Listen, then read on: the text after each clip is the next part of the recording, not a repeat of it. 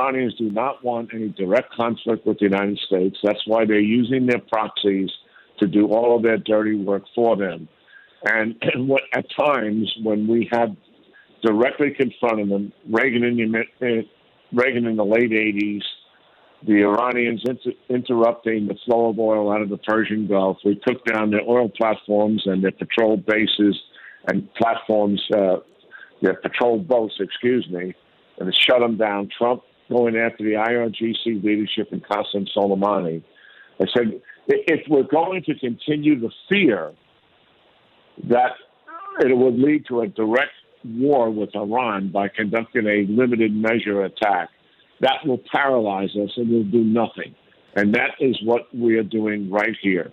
And I disagree with that premise that is going to escalate and lead to war. Iran wants no part of a war with the United States. That's why they use the proxies. Now, a Houthi drone is reported to have struck a US-owned and operated vessel in the Gulf of Aden just a few hours after the United States had said that it would redesignate the Houthis as a group of global terrorists. It's not thought that anyone was injured on board the vessel, the CENTCOM, which is reported, though, to have suffered some damage. Well, let's talk to General Jack Keane, chairman of the Institute for the Study of War. He's a retired four-star general and a former vice chief of staff of the US Army. Good evening to you, General Keane. Yeah, good evening, Cal. Great to be here. Really good to have you with us.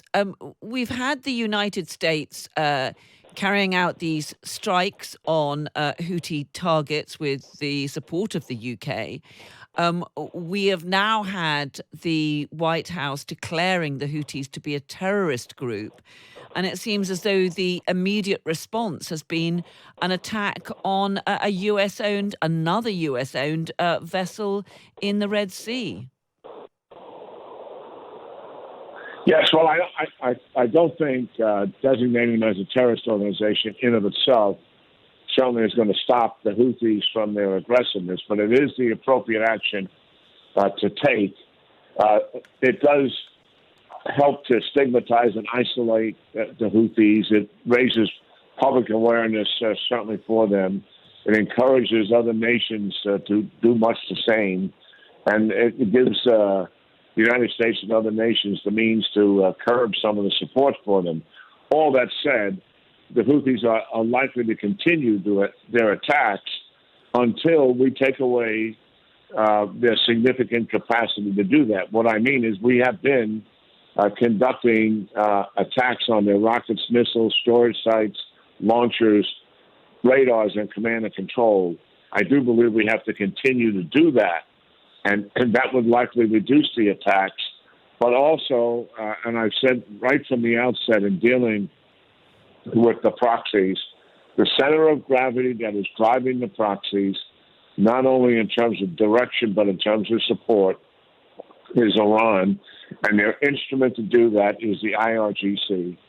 I believe the United States and those who are willing to work with the United States should indeed conduct some kinetic operations against IRGC capabilities in Iran, their training center, their bases, their headquarters, and their leaders.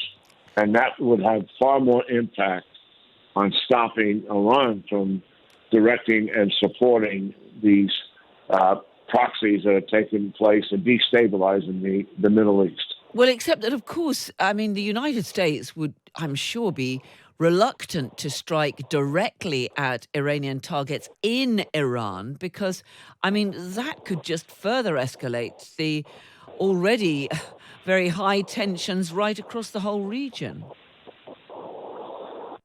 I don't think the history supports that contention as you just made. In 43 years of dealing with the Iranians, what we have absolutely seen is the Iranians do not want any direct conflict with the United States. That's why they're using their proxies to do all of their dirty work for them.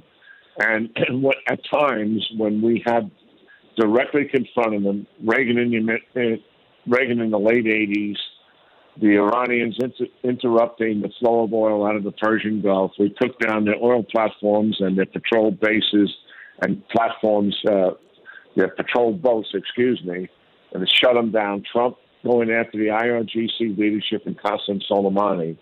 I said, if we're going to continue the fear that it would lead to a direct war with Iran by conducting a limited measure attack, that will paralyze us and will do nothing. And that is what we are doing right here. And I disagree with that premise that is going to escalate and lead to war. Iran wants no part of a war with the United States. That's why they use the proxies. And they understand fully if that escalation led to a war with the United States, they would lose their regime, and they know that. Well, if we look at what's happening in the Red Sea, though, General, we have had these attacks on shipping. That is why, that is the reason given by both the United States and the United Kingdom for taking part in these strikes against the Houthi targets. But isn't the problem that however much of their weapons we destroy, they've only got to launch a limited attack on ships in the area, and many major shipping companies are not going to want to take the risk of sending their goods through that route, and you're going to see this disruption to global shipping continue? Well, you've got to understand that the Iranians don't care that we're taking down the rockets and missiles and storage sites and launchers of the Houthis, because they'll replace them. They don't care that we're going to kill Houthis fighters. They know full well that's a radicalized fundamental organization, and they have no trouble getting other members.